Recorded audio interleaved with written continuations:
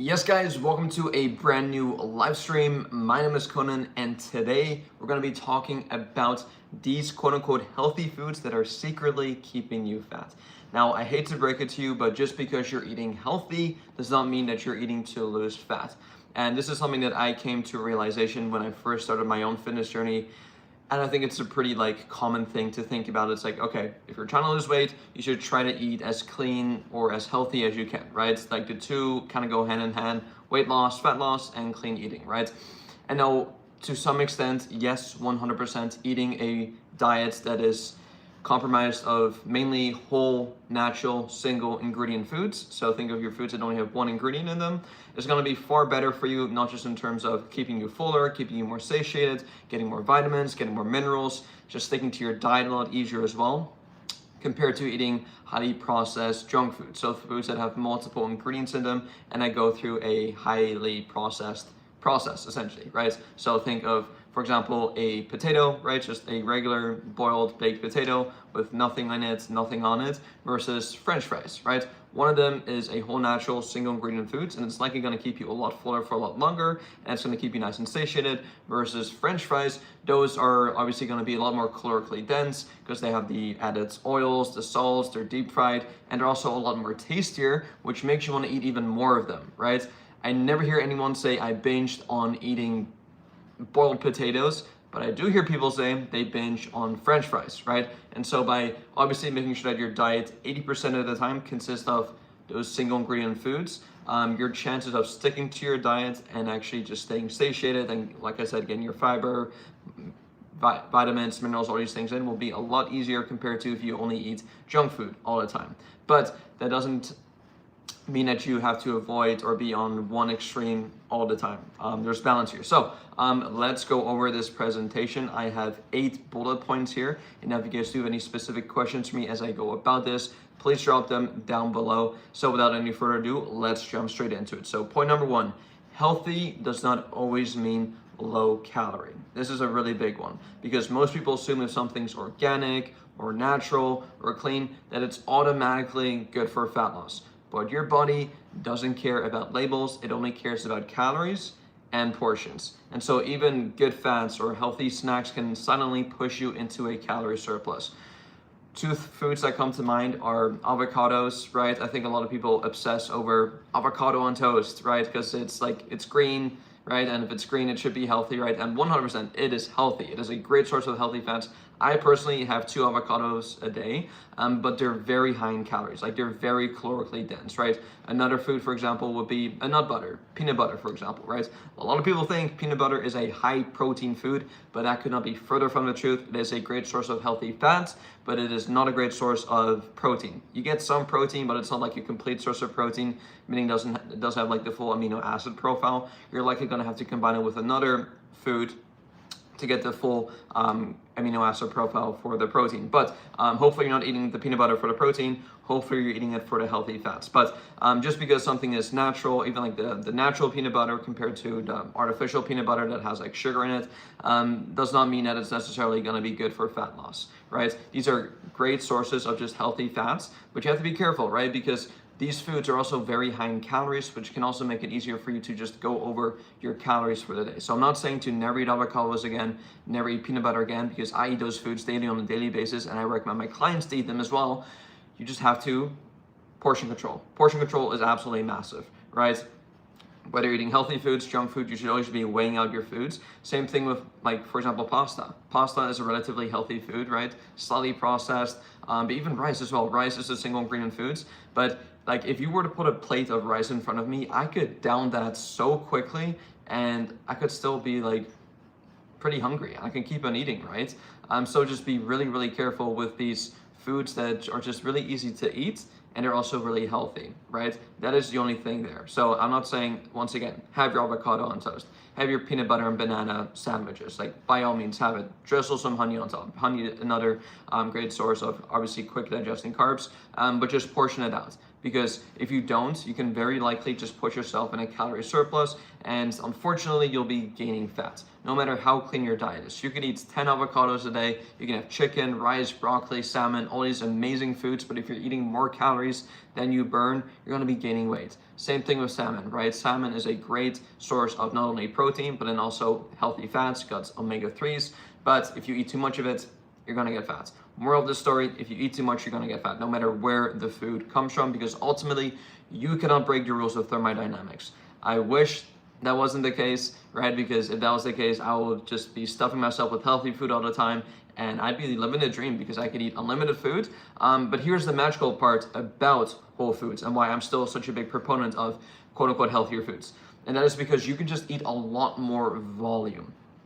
And now what I mean by that is going back to the potato example, right? You can eat a lot more just boiled potatoes. Let's say it's a russet potato, you just boil it or microwave it, whatever. You can just get a lot more volume out of it versus getting the same amount of volume from French fries, right? You can eat a lot of like boiled potatoes, a lot of volume for that. But then if you compare the same amount of calories to that of French fries, you're gonna get just a lot less volume because it's kind of been wilted down, it's been deep fried, and then of course it's got more of the seasonings, the oils that make you wanna eat even more of it, right? Same thing with maybe a salad. You can eat a huge salad without really like maybe a couple hundred calories, but if you compare that to maybe another salad that has like Caesar dressing on top, has croutons, it has cheese, it has chicken thighs, like the Caesar salad, obviously a huge difference there, right? So making sure that you mainly eat healthy foods just allows you to eat more volume of foods compared to eating more processed food, which doesn't have as much volume. So that is the first point. Leading me on to the second point,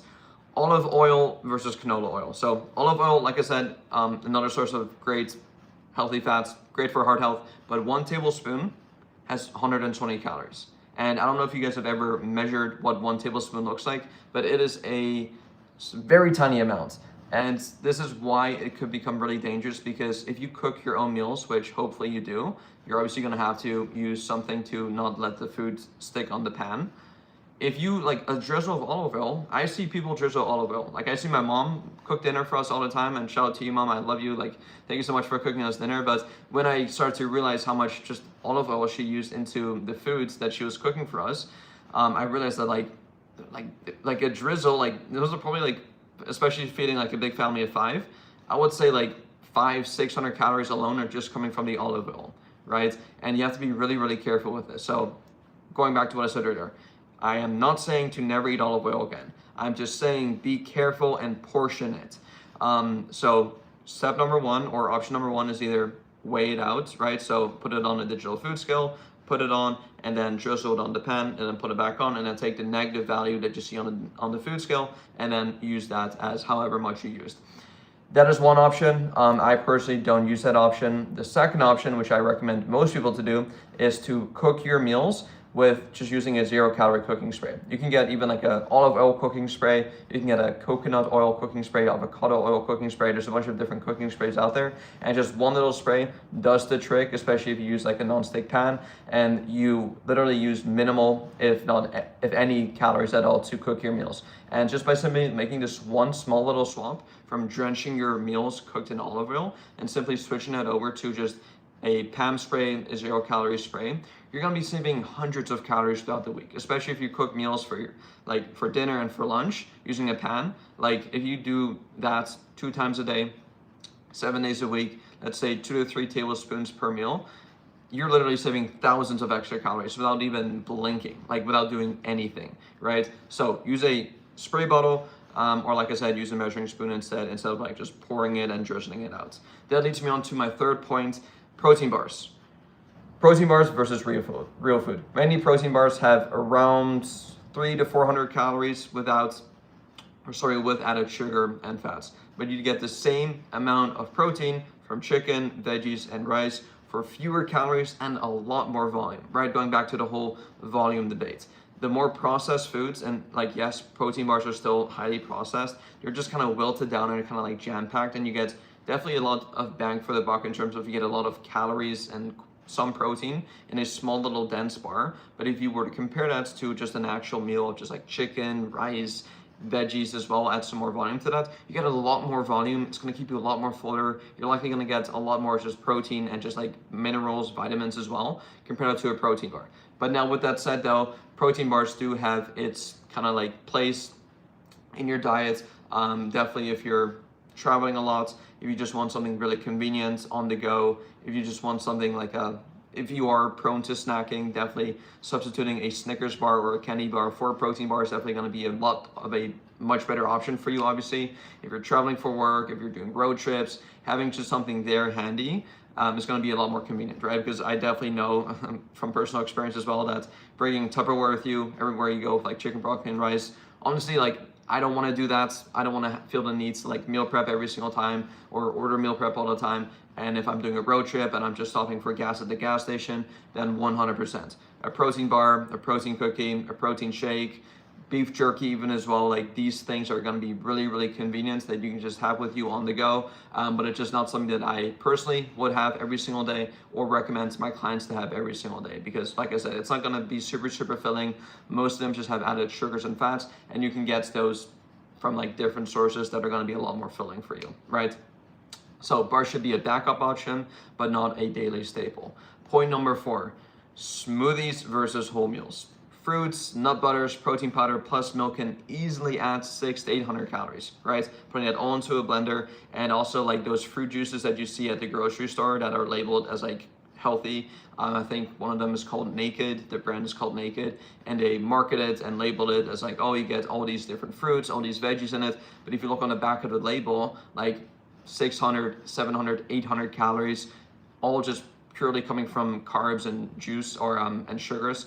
And the issue with liquid calories is that, especially if your goal is weight loss and fat loss, it does not fill you up whatsoever. And I don't know about you, but I actually want to lose weight and lose fat without thinking about food all the time and actually feeling full and satisfied after consuming calories. And so another big change that you can start making right away, instead of drinking your calories, just eat your calories instead. And now if you insist on still having liquid calories because you just want to stay hydrated, you just like whatever drinking, totally cool. Just opt for a lower calorie, or better yet, a 0 calorie alternative. So prime example here, if you typically drink a couple cans of full sugar soda, a couple cans of Coke, Sprite, Fanta, whatever, substitute that for the 0 calorie option. Like guys, we are living in 2025. There's absolutely no reason for you, even if you go out to a restaurant, even if you're ordering a high calorie meal, to like, you should not be drinking your calories. Substitute your sugary drink for a 0 calorie drink. I kid you not, there's gonna be an alternative. Like if you typically have your morning coffee and you add creams and sugars and all these other like random things to it, or you go to your Starbucks and you order a Frappuccino, 100% yes, it's going to taste a whole lot better compared to like a black coffee, but you'll be saving hundreds, if not thousands of calories throughout the week by simply swapping your sugary coffee, your sugary tea with like cream, or your Frappuccinos at Starbucks, by simply swapping it over to just a plain black coffee. Now, I know you're going to be saying, but Conan, it doesn't taste the same. I totally get it. I used to hate the taste of black coffee as well, until I just kept on drinking it, and magically my taste buds adjusted to it.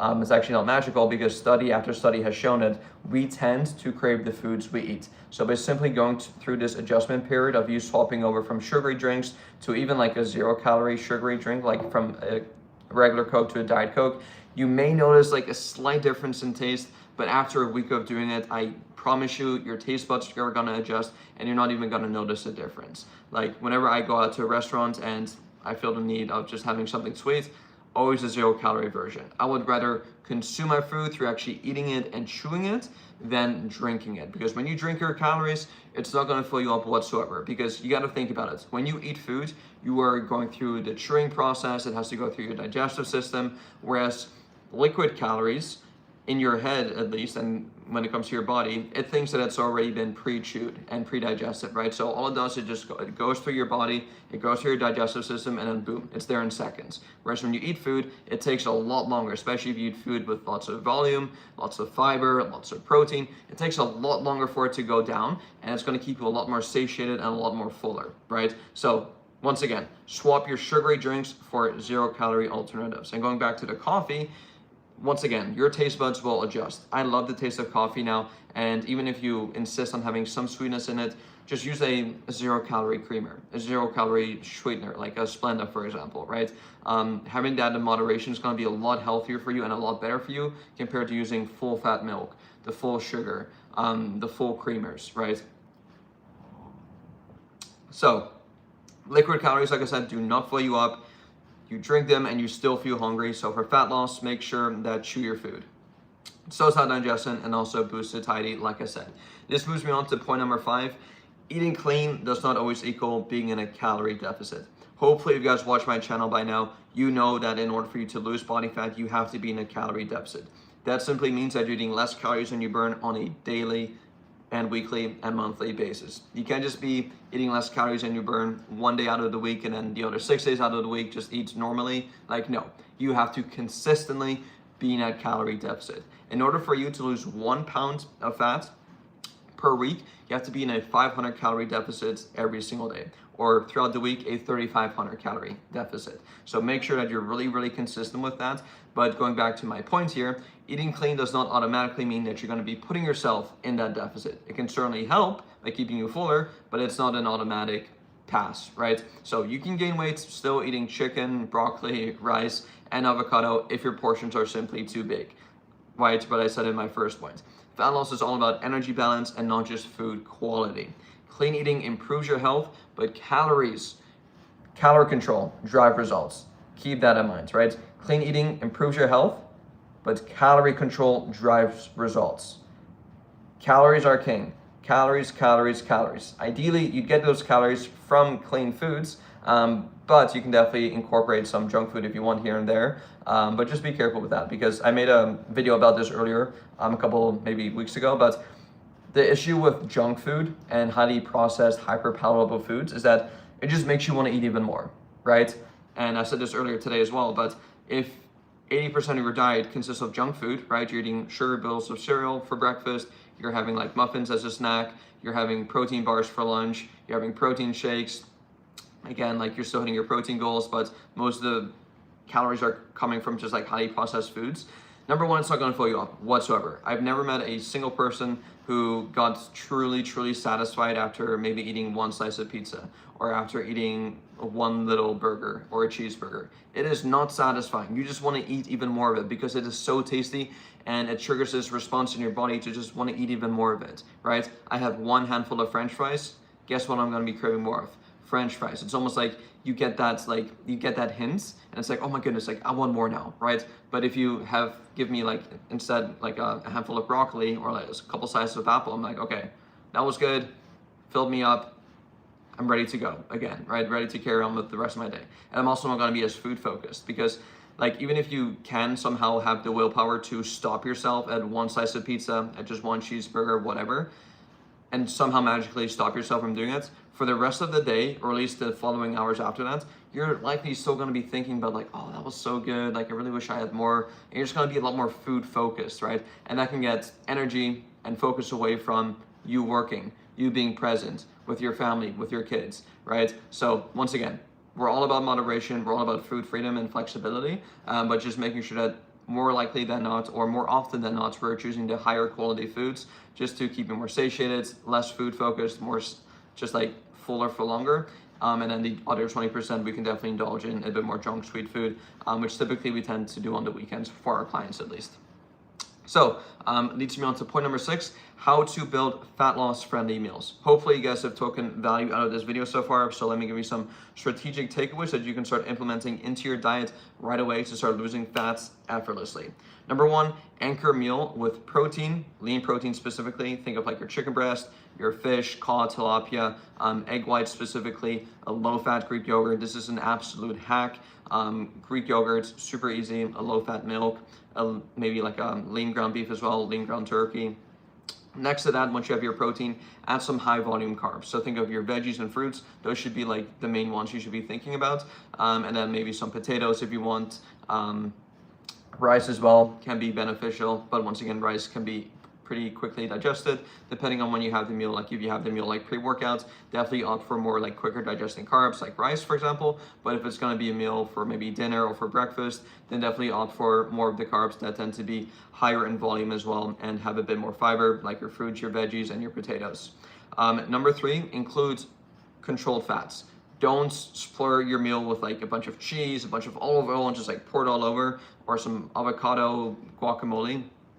Control the fat. So think of your olive oil, avocados, and just have it in moderation, right?